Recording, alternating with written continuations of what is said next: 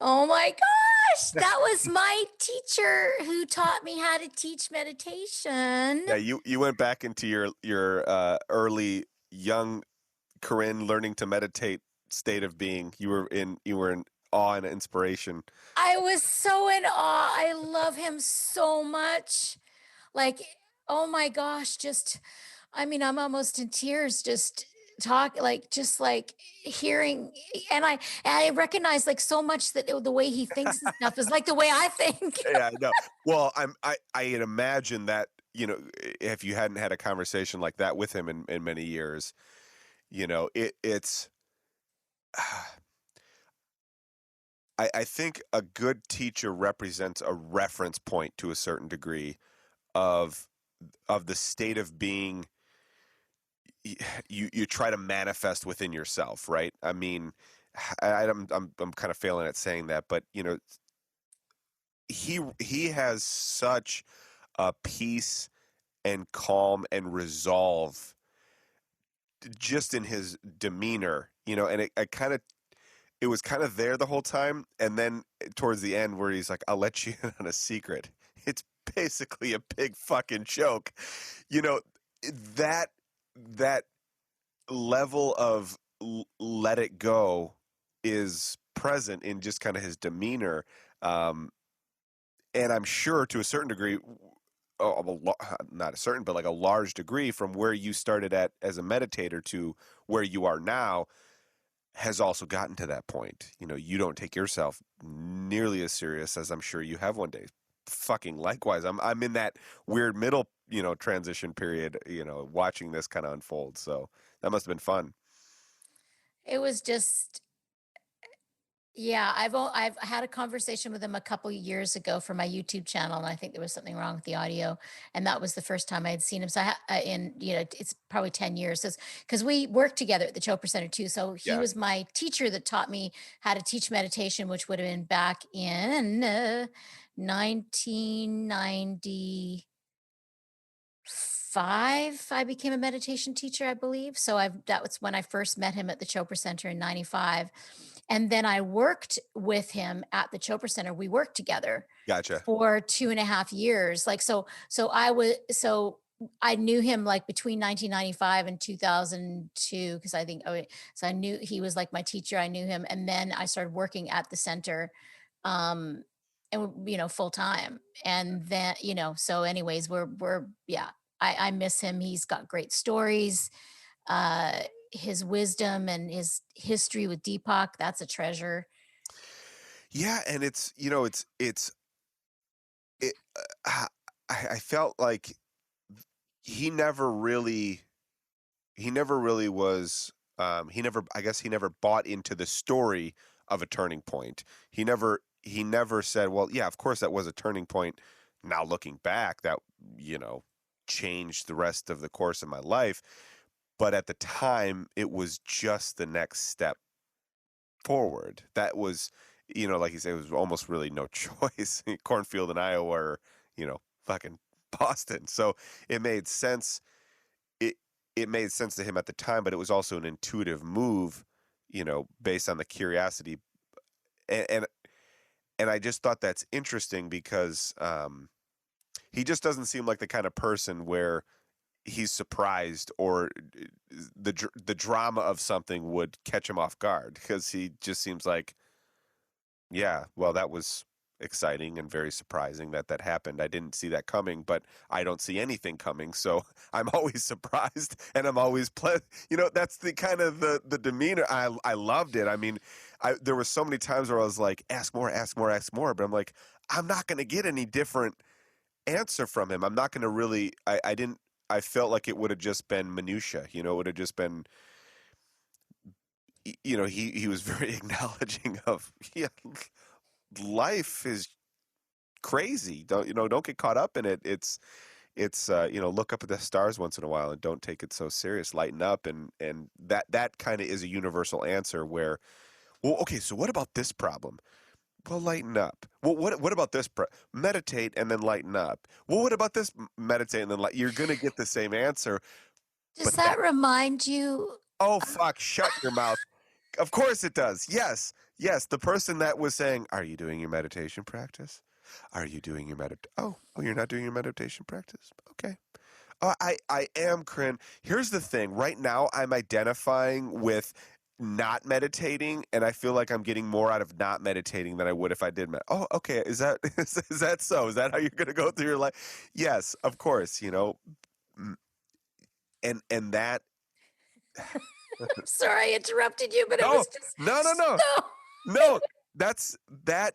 But it's funny because I don't know if I think did you even say at one point maybe in a conversation or in one of these podcasts that Deepak said that there's nothing's new or there's no new wisdom or there's no new teaching. There is it's so hard to grasp fully that simple concept of meditate and lighten up. It, that is so basic.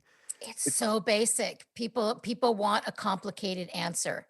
they want either a complicated answer or they want the over intellectualized answer or Mhm. I say they, I mean me. I mean we. I mean I've been in that space Yeah, where me too. Yeah. I want the dramatic experience to define the um the winning of a meditative practice, right? Oh, I meditated this long.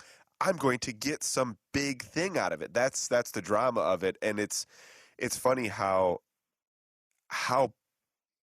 man, it's like he said, it's really hard to describe, but that level of comfort in knowing that it's all a big fucking prank. Basically, it's a universal prank on you, the individual, and we had that. I feel like we had that experience, a couple months ago, where as just diving down into, and well, I guess for you watched me more or less have that experience of pulling out the drama and over and over again and pulling out that experience to the point where I was just like, oh, I get it.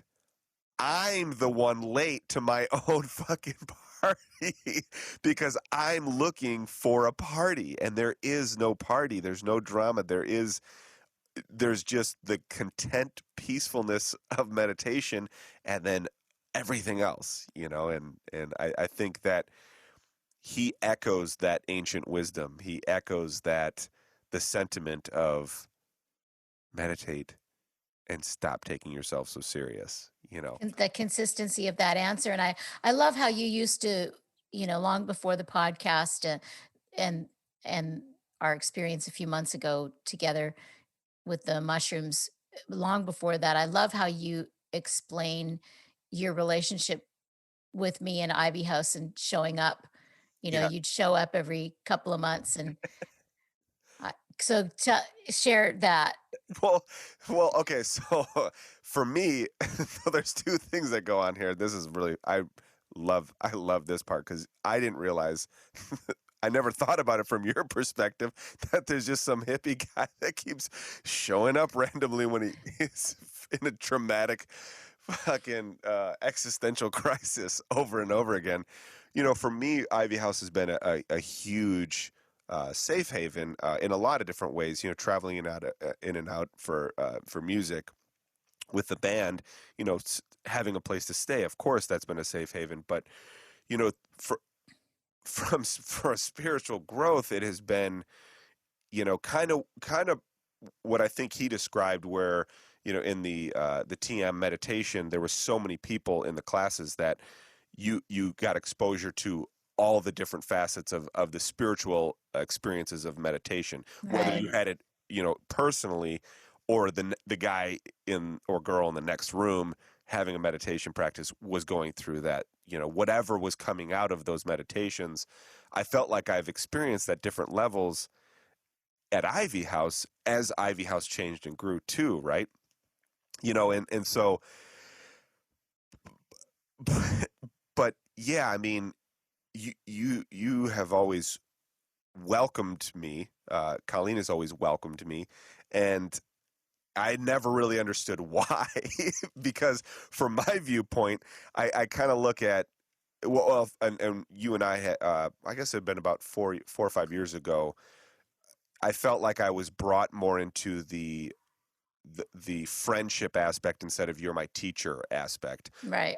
Definitely. That was from your viewpoint. We were friends for a lot longer, but then I Yeah. realized just how deep our friendship was. That was kind of new to me, and I was like, oh shit, I gotta fucking wake up to this, a little bit. But so yeah, so Ivy House has been kind of this spiritual refuge, and and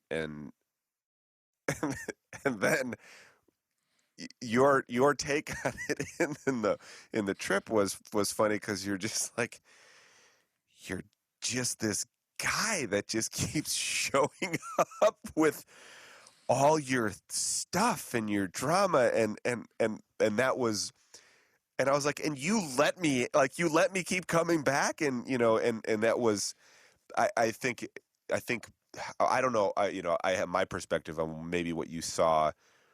I think you saw me making spiritual growth. I think you saw me seeking and really, really asking the deep, difficult questions.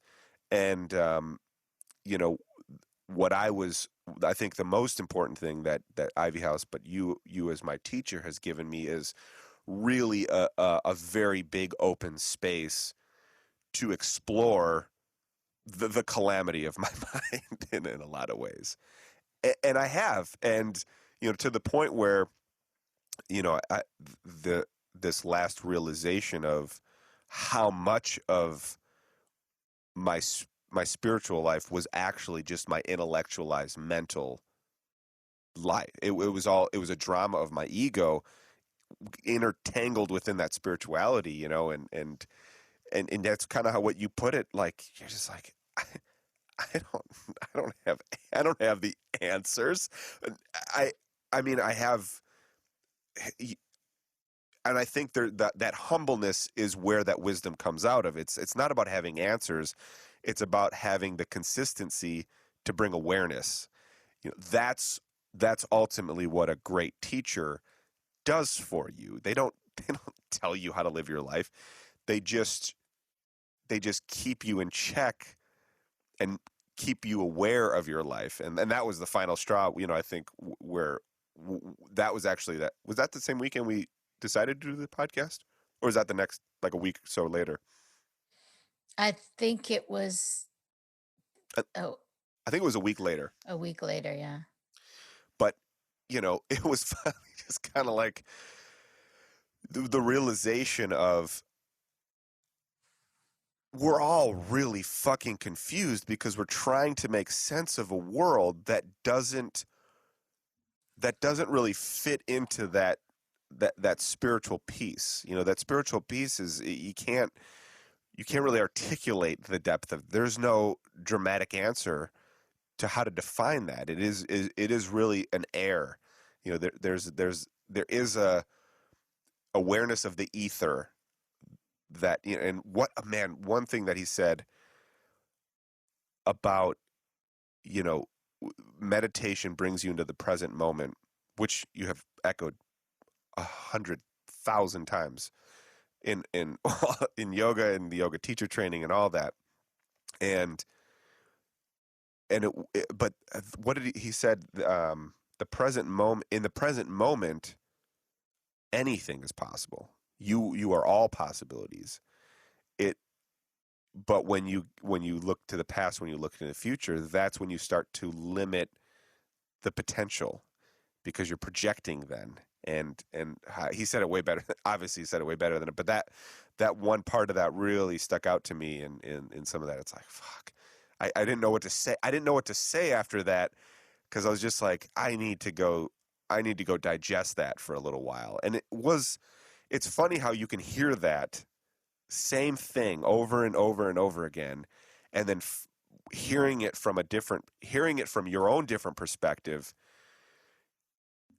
it really takes you back. And you're like, there is some, you know what I mean? Like, there's something there. There's an energy, or there's almost a taste, there's a palpability to it.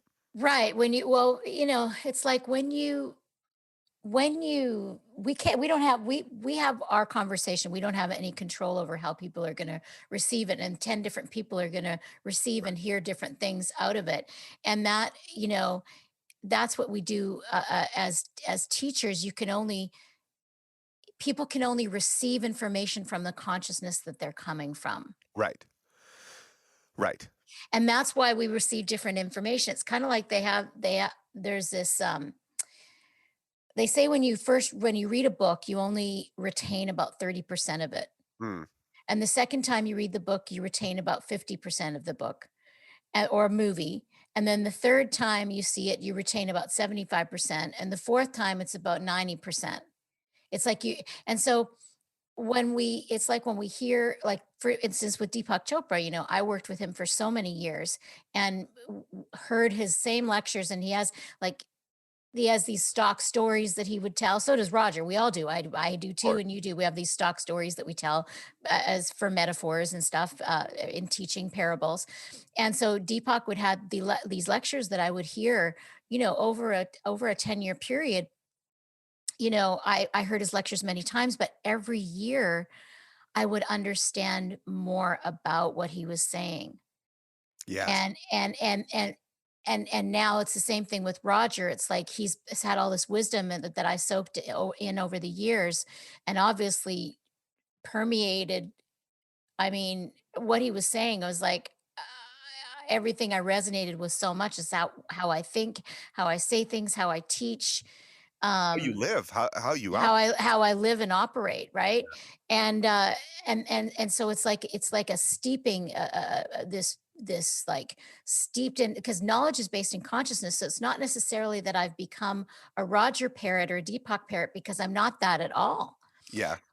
It's knowledge is based in consciousness. And when you have that experience, like he talked about with the meditation, of when you go to become a meditation teacher and you do these long days and days and hours and hours and hours of meditation, then you get to know all the experiences that somebody else might be coming in, a new meditator, and you're teaching from experience, from the Mm. knowledge based in consciousness, rather than what you've learned. So yes, some of this stuff I did learn from Deepak and I did learn from Roger, but it's also from that experiential dive into the meditation of learning it, getting it from consciousness too. Yeah, and I think that the element of you can you can read a book, or you can watch a movie, or you can hear a speech, but if but you're going to hear more if you're listening from a space of awareness. And how many times that's what's really interesting. This particular podcast has really brought my awareness. I am not drifting when I'm listening. There's like a realness, the mic in my face, the hearing my voice, the hearing your voice. It's like there's a lot of times where I'll be listening to a podcast and they'll say something. I'm like, oh yeah, think about it, and my mind drifts and wanders. But there's something there's a gravity that's drawing me into this, and I I've noticed that a couple times um with Roger, and then with Werner. There was a Werner, obviously I was just like, "Ugh," I was drawn in, but I almost go into this like tunnel vision and just really, really listening to everything they're saying.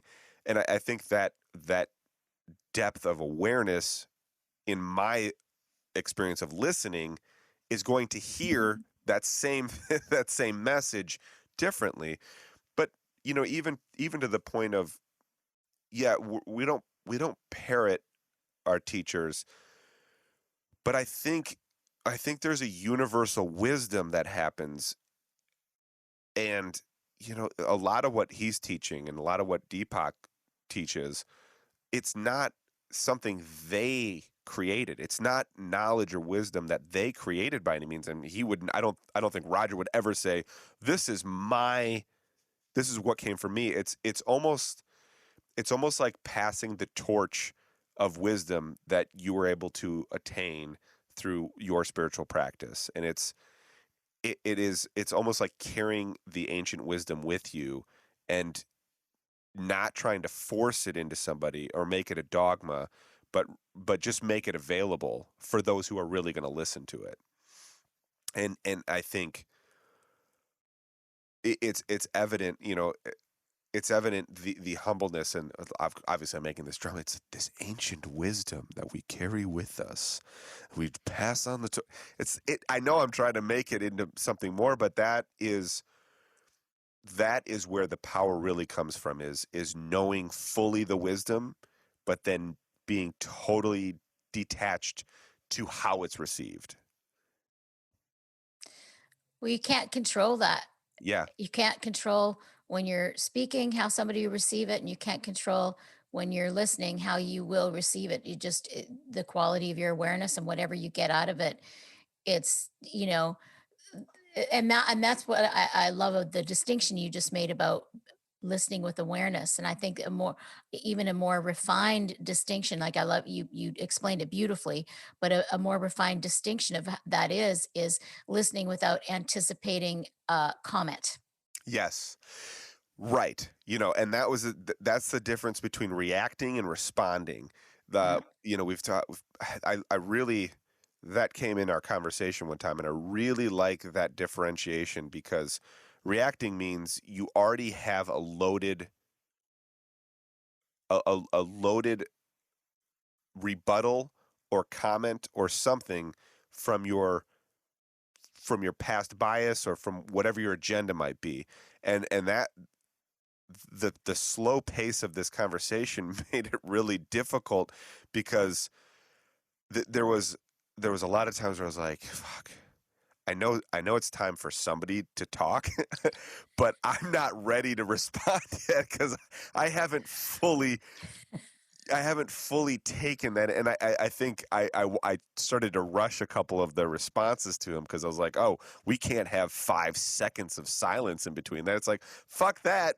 Like, sometimes a piece of conversation deserves that breath. There's nothing wrong with having a breath in a conversation. And and that's what's I think that's what's really cool about, if you're really open and curious on this seeking journey or this adventure or whatever, you realize and you recognize how much how that unfurling of the experience happens over time. It's not like this one moment, this conversation, this is going to unfold for quite some time in various ways, and it's going to hit me over and over again. Um, and just like the Werner conversation, just like the mushroom trip, just like these very profound, momentary experiences, there's a resonance and an echo to it. And it's almost like it's time is slowed down, and that echo takes longer, and there's a richness to the echo. But it could also just be, I spend much, much more time meditating on it, or allowing it to resonate in my life. And that's, I think I'm beginning to become so excited and so thankful for the unknown, it's really not that exciting to know what's going to happen next. That Then the fact that we spend so much of our energy and time trying to maintain and create that pattern of being able to project what's going to come next, because that gives us a sense of security. I feel like that has become very vanilla. Nothing wrong with vanilla. Some people like vanilla, but like, it's very one dimensional to know how to be able to predict and project and know, all right, I'm rest of my life, this is all planned out. The adventure of not knowing, and the richness of not knowing, and knowing that the way you're going to be able to adapt to whatever is by staying in awareness and being, in that space, in that moment, in that newness, in that change. It's just so much fucking fun. It's just, you feel more alive because of it. Um and I I think one of the more, well, this is the fourth conversation now.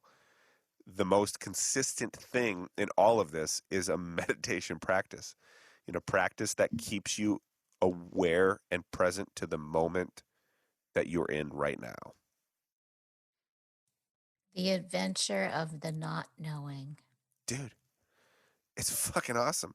It drives you crazy. I'm a lunatic sometimes about it. It makes me nuts, but I was gonna say, I want you to write that on a Post-it and put it on your mirror. it's it's been an interesting transition because I've been able to laugh at that, and I definitely wouldn't say that the gravity of, past patterns and the gravity of forgetting to be aware, it isn't there. It's extremely present. The worries of money, the worries of what's going to come, the worries of how we're going to do this. I'm not saying it's not there, but the the recalibration is a lot quicker. The Yeah. Yeah. The Go ahead. Sorry, I've been talking. No, no, no, no, no, no. No, it's all good. That's it right there. It's that it's the lag time gets shorter, the realization Yeah. gets quicker. And that's just part of the journey of learning and growing and accepting new things and expanding and all of it. Yeah, that's been what I think the couple lessons I've really taken out of, the last month and a half have been listen to what intuition uh guides you to do right now, today. Each day you wake up and you meditate. And it used to be, okay, meditate so I can manifest. Meditate so it's like, no, my my practice has brought me to, okay, I'm done meditating. What do I feel to do? What is intuition guiding me towards right now? Not for a reason, not for anything other than what is this to do today? Because otherwise I get on that hamster wheel and I go, well, I got to do this, because if I don't do this, then I'm not going to be able to achieve this, and if I don't do this, then I'm going to do this, and I got to do this. And it's always getting to the next point is going to solve the problems that I have now, when really there are no problems. There's just moving through as it unfolds for you to do. And that is, man, it is a very, very tight rope. It is a very narrow path. But I'm thankful to have, man, these conversations in and of itself. I think I said a couple weeks ago, it's like, if nobody else listens to these for any other reason, this could be all just for me, and I'd be so fucking happy. I'll be selfish about that. Just the learning and the depth of it all, and that's not even just with you know really great teachers like Werner and Roger. I thought the Gary podcast really opened my mind to things, and then Aaron. There's a comfort in knowing that somebody else is also in a very similar seeking. Somebody else's misery. You're not you're Misery loves oh company. fuck. I mean, yeah, Aaron being like, I am a mess most of the time, and I'm like, amen. Amen. Like Thank I you. feel that, but then also being able to say, hey, I'm a mess too. And her being like, oh, thank God. It made me feel better to let her know that, and reaffirm, you're probably going to feel crazy a lot of the time because you're literally losing your mind.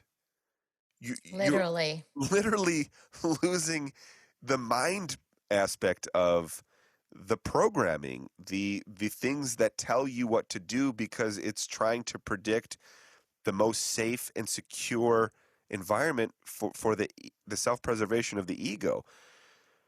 Well, good God. Like, of course you're gonna feel schizophrenic and nuts, but that's what's great about meditation is it has all the healthy symptoms and of medication without taking in outside forces. It's all internal forces spreading it out and pushing out all that extra jargon that isn't going to actually serve you. And it's a self-destructive process for sure. Beautiful. The little self, Yes, the little the self. self-destructive self. Yeah, of the little self. But yeah, man, that I don't know. I kind of went on a tangent. I don't even know where I was going. I feel like I'm just kind of in awe, just in blabber awe. I'm in blabber awe of, just it's just it's just very comforting to hear him speak the way he speaks, what he speaks from the space that he's speaking from. And you just kind of feel like it doesn't it doesn't even have to going to be all right. You know what I mean? It doesn't even have to be everything's going to be all right because he makes you feel like you just have to be ready to be in the moment all the time. That's the goal. That's the job, you know. Just be in the moment. There's a comfort to how he puts that though. Roger is very comforting. Yeah. He's so consistent and clear. Mm. And he's funny too. Like he's got great stories. Yeah, we should mention that he did lie to us about how he met Deepak in the first part. He had me. I was like, Totally. I was like, I've never heard this one before. And then I was like, oh, but we did ask how I met. He probably gets asked that all the time. And so he's got this story. Like all this was going on in my head while he was yeah. telling it. Oh, well, and I wanted that story to be true. He could have told me anything. I wanted it to be some weird story. And I think he knew that for some reason, it's almost like he had intuition that he knew that we wanted some crazy dramatic story. And he's like, no, I was a meditation teacher. He was a doctor. We worked together. And then we did this other thing. It's so fucking funny. It's like, it's really quite boring. It's like, no, no, no. No, how you met Deepak is the most exciting thing in the world. Nothing more would thrill me than to see how you and Deepak met. And I think he knows that. And the way he puts it is like, listen, he was just a guy and I was just a guy.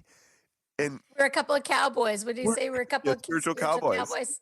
I was like, and now, he's like, and he's very obvious, like, yeah, now, Deepak, huge name, huge, everything around it. And that must be really fun for them to have that kind of relationship of being like, hey, remember we just fucking wung it and we left the transcendental meditation, organization and did our own thing. And I'm sure they just laugh constantly all the time about it. And that pleases me. that really makes me happy. So I Yeah. love it, man. It's good stuff.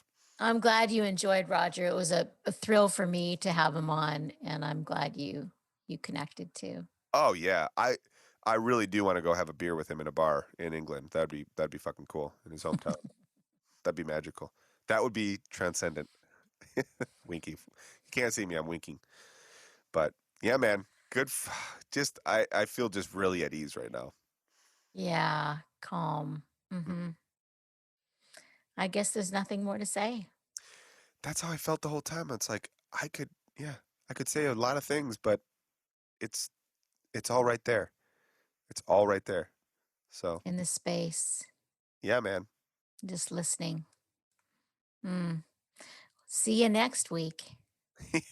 Oh, next week will be mighty different, but just as entertaining. Hmm. Good night.